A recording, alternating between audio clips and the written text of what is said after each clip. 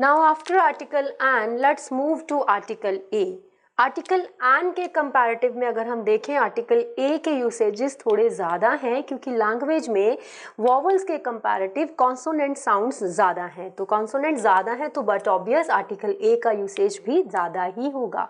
Let's begin with our first point. Points बहुत easy हैं, आपने कहीं ना कहीं ज़रूर पढ़े होंगे, बस फ़र्क इतना है कि क्योंकि हमको इनको रूल्स में नहीं समझाया गया तो हमारे दिमाग में स्किप हो जाते हैं। पहला पॉइंट कह रहा है बिफोर एवरी सिंगुलर ऑब्जेक्ट, हर वो चीज जो मौके पे देखने पे आपको एक ही दिखती है उसके आगे आर्टिकल ए लगता है। आपको याद रखना है, मैं आपको जितने भी रूल्स आर्टिकल ए के अंडर पढ़ाऊंगी उन सब में आपको याद रखना है अगर कॉन्सोनेंट की जगह पे वोवल का साउंड आ रहा है तो ए अपने आप एन में रिप्लेस हो जाएगा। ओके, बट चीज वही रहेगी जो हम समझ रहे हैं। जैसे सड़क पे हमने देखा एक ही बस है तो सिंगुलर हुई, हमने क्लास में देखा ढेर सारी लड़कियां एक ही लड़का है, बैग में हाथ डाला पेंसिल्स तो बहुत हैं पर पेन एक ही निकला। तो ऐसे जो चीज जब आप उसकी बात करते हो, जब आप उसको देखते हो, जब आपको वो दिख जाती है, अगर वो एक ही होती है तो उसके आगे लगता है आर्टिकल ए। जैसे मैंने यहाँ पे लिखा है मैन, तो ए मैन, क्योंकि अगर ज्यादा होते तो ये मैन होता MEN। इसी तरह एक ही पेन है मेरे पास, ए पेन। इसी तरह एक ही ट्रेन दिख रही है मुझे स्टेशन पे, ए ट्रेन। अब टू रिप्रेजेंट द फ्रीक्वेंसी जिसको हम कहते हैं पर, और देखिए मैंने हिंदी में यहाँ आसान करने के लिख दिया है प्रति। प्रति समझते हैं ना, 2000 प्रति माह, ठीक, 500 किलोमीटर प्रति घंटा। तो जब हम वो प्रति वाला टर्म बोलते हैं, 500 रुपए प्रति किलो, जब हम चीज लेने जाते हैं मार्केट में वो हमको प्रति के हिसाब से या पर के हिसाब से, इंग्लिश में पर बोलते हैं, हिंदी में प्रति बोलते हैं, उसके हिसाब से जब हमको प्राइस बताया जाता है तब आर्टिकल ए लगता है। देखिए मैंने क्या लिखा है, 10 किलोमीटर इन डैश आवर, मतलब मैं कहना चाहती हूँ 1 घंटे के प्रति 10 किलोमीटर या फिर 10 किलोमीटर प्रति घंटा।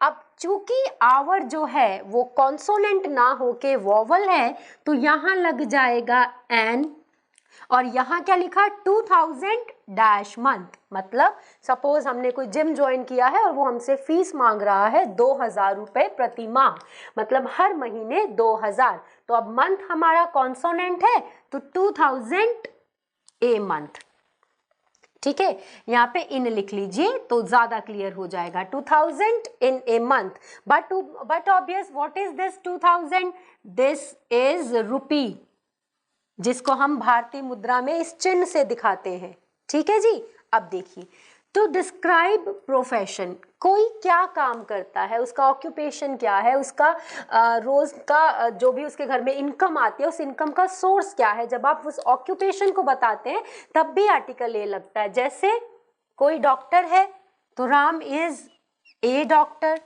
मैं टीचर हूं तो आई एम ए टीचर। कोई इंजीनियर है, देखिए फिर से इंजीनियर जो है कॉन्सोनेंट ना होके वॉवल है तो Mohan is an engineer. Okay, अब ये वाली चीजें तो इजी थी, इस तरफ थोड़ा आपको फोकस करना है। ऐसे नाउन जो वर्ब का भी काम करते हैं उनके पहले भी आर्टिकल ए आता है। जैसे यहाँ एग्जाम्पल में लिखा है वॉक, यहाँ पे एक नाउन की तरह वॉक को लिया गया है क्योंकि मैंने कहा I am going for a walk, तो ये क्या है, नाउन है। क्यों? क्योंकि अगर आप कहें कि मैडम ये वर्ब है तो वर्ब तो ये गोइंग है, नाउन हो गया वॉक, मैं कहाँ जा रही हूँ, वॉक पे जा रही हूँ। तो ऐसे वर्ड्स जो नाउन और वर्ब दोनों हो सकते हैं, जब वो वर्ब ना हो के नाउन का काम करते हैं तब उनके आगे आर्टिकल ए लगा दिया जाता है। जैसे I am going for a walk, let's have a drink, वैसे ड्रिंक का मतलब होता है पीना, लेकिन यहाँ पे मैं पीने के लिए नहीं कह रही हूँ, यहाँ मैं ऑफर कर रही हूँ आपको एक ड्रिंक की, चलो एक ड्रिंक लेते हैं। इसी तरह और भी वर्ब हैं, जैसे बाथ, नहाना, you should take a bath, यहाँ पे बाथ नाउन है, वर्ब की तरह नहीं लिया मैंने इसको। ओके, चलिए आगे देखते हैं। Before the name of an unknown person, ऐसा व्यक्ति अगर आप उसे नहीं जानते तो आप उसके नाम के आगे आर्टिकल ए लगा सकते हैं। जैसे इमेजिन करो, हम किसी ऑफिस में जॉब करते हैं और हमारा असिस्टेंट हमें बताने आया है कि सर आपसे मिस्टर वर्मा मिलने आए हैं। अगर तो मिस्टर वर्मा हमें जानते होंगे तब तो स्टेटमेंट ऐसे ही बोली जाएगी कि आपसे मिस्टर वर्मा मिलने आए हैं। लेकिन अगर हमें मिस्टर वर्मा नहीं जानते तो क्या हम रोजमर्रा की जिंदगी में ऐसा नहीं बोलते कि कोई मिस्टर वर्मा करके आपसे मिलने आए हैं? फिर हम पूछते हैं कौन मिस्टर वर्मा, अपॉइंटमेंट है क्या? वो बोलते हैं नहीं, वो पहली बार आज हमारे ऑफिस में आए हैं। तो ऐसा व्यक्ति जिसके बारे में आप नहीं जानते, यदि उसकी बात कर रहे हैं, जैसे एग्जाम्पल में हम मिस्टर वर्मा को नहीं जानते थे, तो ऐसे सिचुएशन में we can use article before the name of a person. जैसे यहाँ पे मैंने लिखा कि राम शादी कर रहा है। राम को मैं जानती हूँ पर मैं रीमा को नहीं जानती, तो Ram is getting married to a Reema. तो ए का मतलब ये है, मैं जिसको भी बता रही हूं कि राम शादी कर रहा है तो वो व्यक्ति राम को तो जानता है, जैसे मैं राम को जानती हूँ, बट रीमा को हम दोनों ही नहीं जानते। तो मैंने ए लगा के बात ही खत्म कर दी कि मुझे मत पूछना कि रीमा कौन है, क्या करती है, किस शहर से है। क्यों? क्योंकि ए ने पहले ही इस कंसेप्ट को क्लियर कर दिया that Reema is unknown to me as well. Next देखिए, in exclamatory sentences, exclamatory sentence कौन से होते हैं? विस्मय, हैरानी दिखाते हैं। जो एक्सक्लामेटरी सेंटेंसेस के आगे आता है कब? जब हम ऐसे नाउन की बात करें जो नाउन सिंगुलर होता है।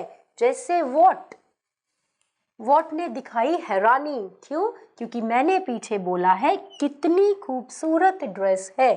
तो ड्रेस एक ही है, सिंगुलर है, काउंटेबल नाउन है, लेकिन मैं हैरानी दिखा रही हूं, तो व्हाट ए ब्यूटीफुल ड्रेस।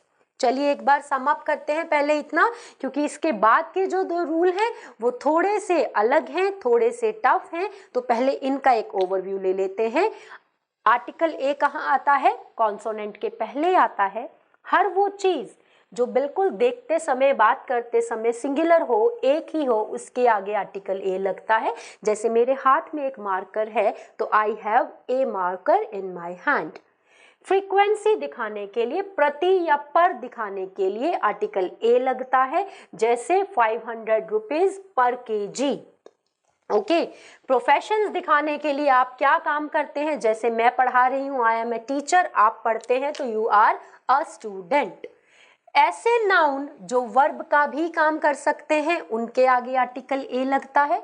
उसके बाद से ऐसा व्यक्ति जिसे आप नहीं जानते but still you are talking about him और हर, उसके नाम के आगे आर्टिकल ए लगा सकते हैं। उसके बाद से एक्सक्लामेटरी सेंटेंसेस, जब आप हैरानी दिखाते हैं किसी चीज को लेके, उसके आगे आर्टिकल ए लग सकता है। स्टूडेंट्स आप एक चीज याद रखेंगे, यहाँ पे बाकी सब जगह मैंने आपको बोला कि अगर साउंड कॉन्सोनेंट से वॉवल में बदल जाए, कॉन्सोनेंट से वॉवल में बदल जाए तो you can use an a की जगह पे।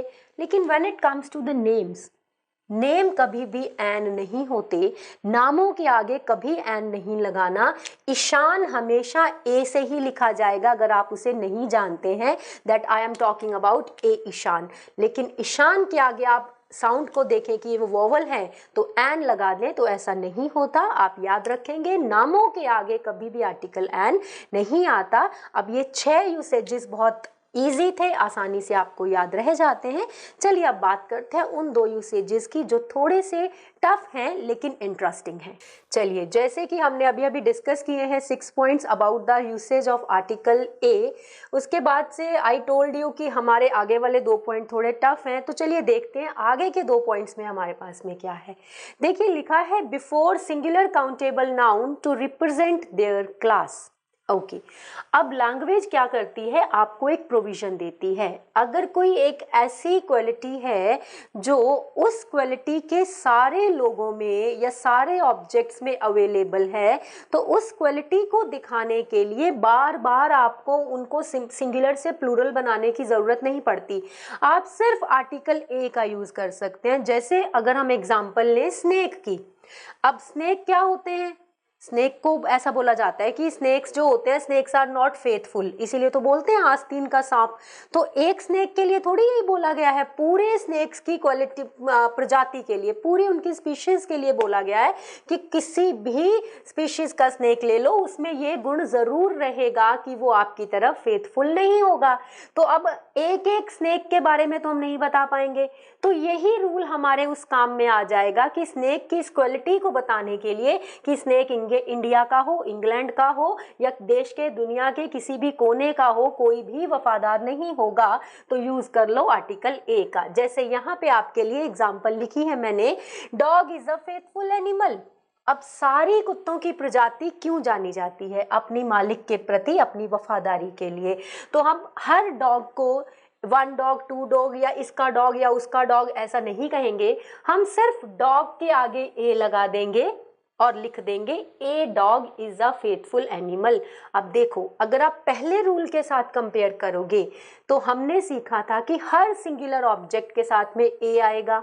तो आपको क्या याद रखना है? आपको याद रखना है कि यहाँ पे ए डॉग का मतलब सिंगुलर डॉग नहीं है। यहाँ पे ए डॉग का मतलब क्या है? हर वो एनिमल जो डॉग है वो फेथफुल होता है, इसीलिए यहाँ पे वो क्वालिटी लिखी है जो पूरे डॉग्स में, पूरी डॉग्स की स्पीशीज में पाई जाती है। चलिए एक एग्जांपल और देखते हैं। Now horse, why horse is famous? पुराने राजा महाराजा अपने पास घोड़ा क्यों रखते थे? क्योंकि उस समय मोड ऑफ ट्रांसपोर्टेशन में ये सबसे ज्यादा तेज था। तो हॉर्सेस क्यों फेमस होते हैं? उनकी स्पीड के लिए। तो यहाँ पे हॉर्स के आगे ए लिख दिया। फिर से बता रही हूँ कि यहाँ ए का मतलब एक घोड़ा नहीं है। आपने जैसे ही पीछे स्पीड देखना है, आपको पता चल जाएगा कि ये स्पीड किसी एक घोड़े की नहीं है।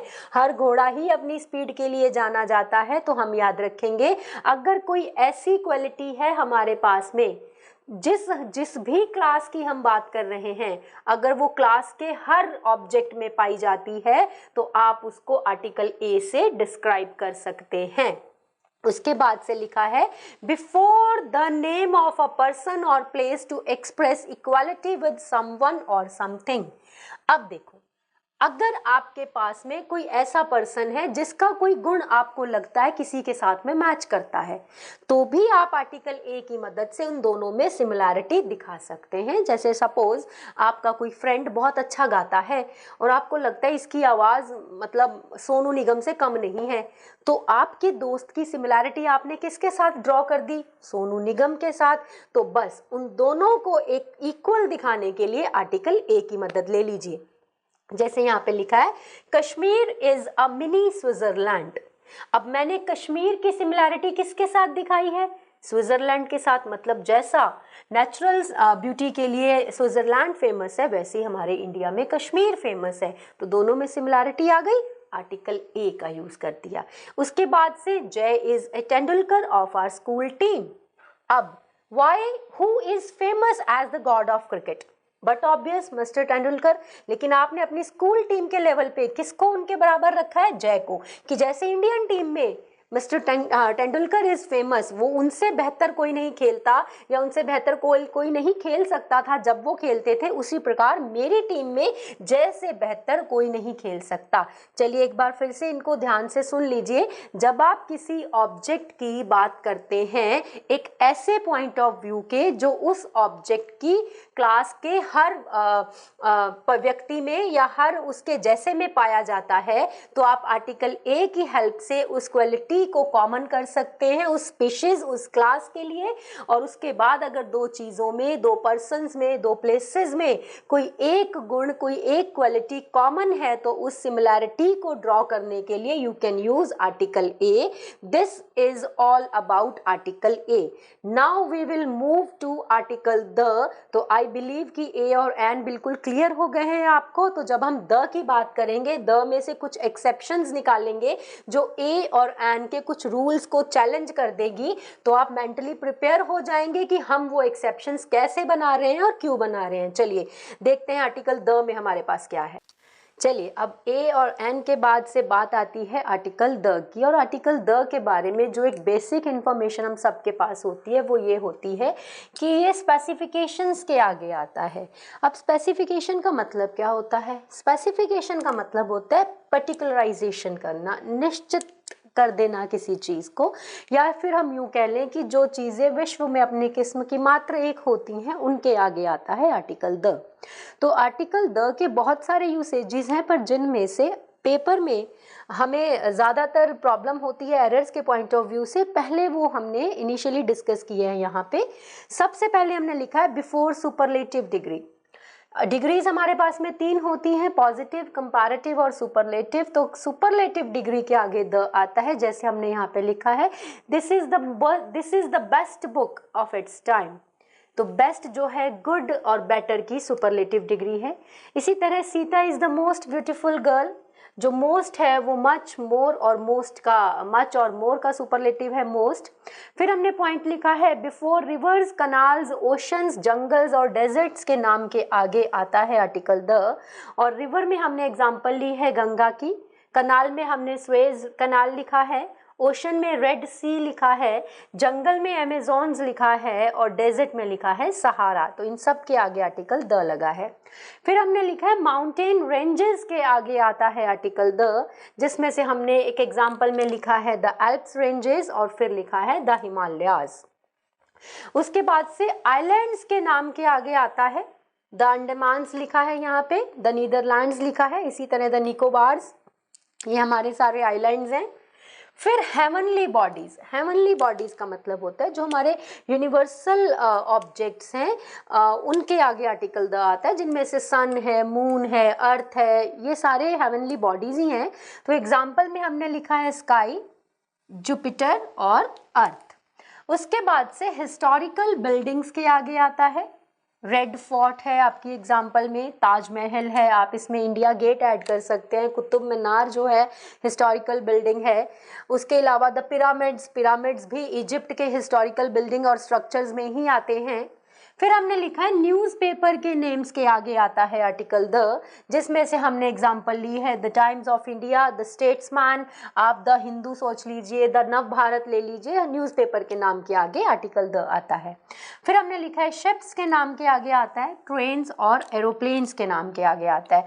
तो शिप में हमने लिखा है द विक्रांत, ये हमारा इंडियन नेवी का शिप है। उसके बाद से ट्रेन्स में हमने लिखी है द राजधानी एक्सप्रेस। एरोप्लेन्स या एयरलाइंस, देखिए एरोप्लेन्स या एयरलाइंस का मीनिंग सेम ही है। अगर एरोप्लेन उड़ रहा है तो वो किसी ना किसी एयरलाइंस की तरफ से ही उड़ रहा है। प्राइवेट प्लेन जो उड़ते हैं उनको चार्टर कहा जाता है, प्लेन नहीं उड़ते हैं प्राइवेट। तो हमने एग्जाम्पल में लिखा है the Deccan, Deccan is what obvious airlines हैं, और ये जो एरोप्लेन्स हैं वो डेक्कन एयरलाइंस के ही होते हैं। तो एयरलाइंस एंड एरोप्लेन्स आप दोनों में से किसी की भी बात करें वो आपके आर्टिकल द के क्राइटेरिया के अंडर आ जाएगा। Now after these 8 points let's see what more we can learn when it comes to article the। चलिए, अब ट्रेन्स, शिप्स या एरोप्लेन्स के नाम के अलावा या एयरलाइंस के नाम के अलावा आगे क्या हम यूज़ कहाँ कर सकते हैं आर्टिकल द को? स्क्रिप्चर्स के आगे। स्क्रिप्चर्स का मतलब होता है जो हमारे धार्मिक ग्रंथ होते हैं, जैसे रामायण है, महाभारत है, कुरान है, बाइबल है, गुरु ग्रंथ साहिब जी है। तो हमने यहाँ एग्जाम्पल में गीता को लिया है, the Bhagavad Gita, the Bible and the Ramayana. उसके बाद से नेशनैलिटीज़ के आगे आता है आर्टिकल द।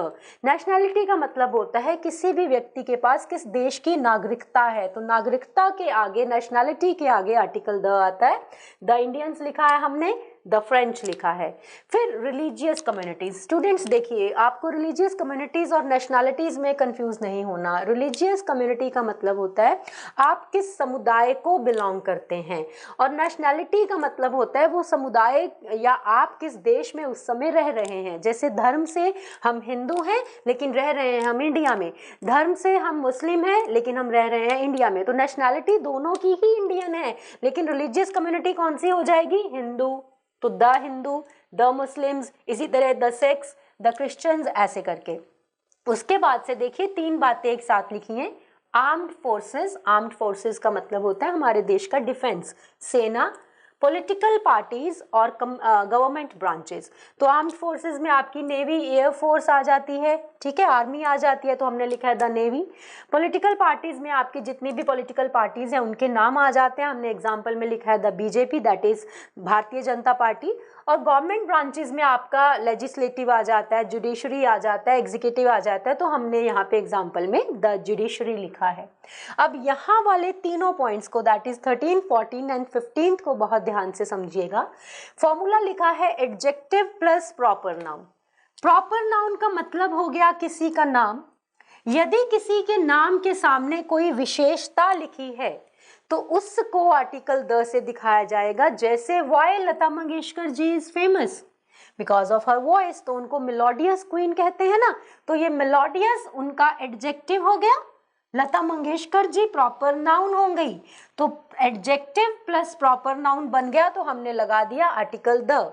इसी तरह शाहरुख खान जी को क्या कहते हैं बॉलीवुड इंडस्ट्री में? किंग खान, तो खान प्रॉपर नाउन हो गया, किंग उनका एडजेक्टिव हो गया जो इनको इंडस्ट्री में कहा जाता है, आर्टिकल द लग गया, द किंग खान। इसी तरह अगर हम बात करें महात्मा गांधी की, तो लोग कहते नहीं है इमॉर्टल महात्मा गांधी, मतलब उनकी व्यक्ति जा चुका है पर उनका अहिंसा का जो नारा था, नॉन वायलेंस का जो टीचिंग था, वो आज भी जिंदा है, तो लिखा जाएगा द इमॉर्टल महात्मा गांधी। फिर देखिए क्या लिखा है, if you want to convert, convert का मतलब होता है चेंज करना, a common noun into an adjective. Common noun का मतलब हो गया poor, rich, hungry, thirsty, needy, ये कॉमन नाउन है। यदि इनको एडजेक्टिव में बदलना हो, अब पुअर गरीब है, लेकिन गरीब भी किसी पे भी आ सकती है। थर्स्ट प्यास है, थर्स्टी प्यासा, प्यासा कोई भी हो सकता है। तो देखिए पुअर कॉमन नाउन, जैसे ही आगे द लगा, द पुअर, अब ये बन गया गरीबी। हर वो व्यक्ति जो गरीब है वो इस कैटेगरी में आ गया। इसी तरह द रिच। अब द ऑनेस्ट का मतलब, ये स्टेटमेंट जो भी द ऑनेस्ट से स्टार्ट होगी, जैसे द ऑनेस्ट आर रिवॉर्डेड, मतलब ईमानदार को हमेशा हमेशा रिवॉर्ड मिलता ही है। तो जब भी आप कॉमन नाउन के आगे आर्टिकल द लगा देते हैं तो वो कॉमन नाउन कॉमन ना रह के एक क्लास का रिप्रेजेंटेटिव बन जाता है और एक विशेषता बन जाता है। ओके, उसके बाद से to emphasize someone's inner quality.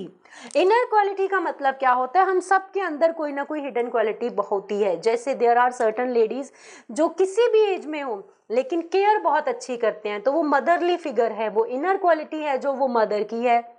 Okay, there are certain people जो डॉक्टर नहीं होते बट मेडिकल नॉलेज बहुत अच्छा होता है, इधर उधर से पढ़ पढ़ा के भले सीखा हो, पर बात सही करते हैं और आपकी प्रॉब्लम को ठीक कर देते हैं, तो द डॉक्टर बन गए, प्रोफेशन से नहीं है। बात याद रखिए, इनर क्वालिटी मतलब वो गुण आपके अंदर है कहीं। जैसे मैंने लिखा द जज इन यू, मैंने ये नहीं कहा दैट यू आर ए जज, मैंने लिखा द जज। जज का मतलब ये है कि मैं कहना चाहती हूँ जो तुम्हारे अंदर की निर्णय लेने की कैपेबिलिटी है, जो तुम्हारे अंदर का डिसीजन मेकर व्यक्ति है, जो क्वालिटी है जो डिसीजन ले सकती है, उस क्वालिटी को मैंने रेफर किया द जज कह के।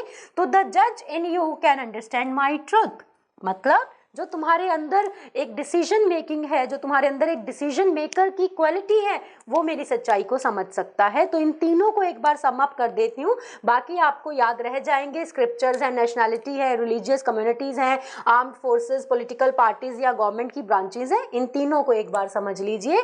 किसी के नाम के आगे यदि कोई गुण लग जाए उसका, तो उस गुण को, उस विशेषता को, उस एडजेक्टिव को दिखाने के लिए आर्टिकल द का यूज किया जाता है। ओके, उसके बाद से कॉमन नाउन को एडजेक्टिव में ट्रांसफर करना हो, the poor, the rich, the honest, the thirsty, the needy, तो आर्टिकल द का यूज होता है।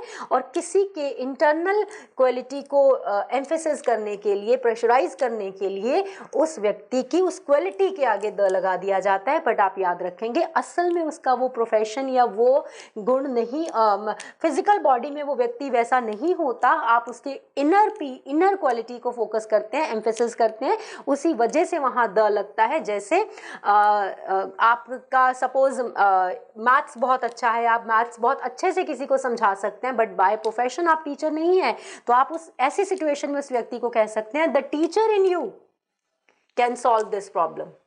ओके तो आई बिलीव आपको द का कंसेप्ट क्लियर हो गया है। अब इसके बाद हम ओमिशन ऑफ आर्टिकल्स पढ़ेंगे, ऐसी क्या क्या सिचुएशन है जहां पे हम आर्टिकल का यूज नहीं करते हैं। तो let's move on omission of articles.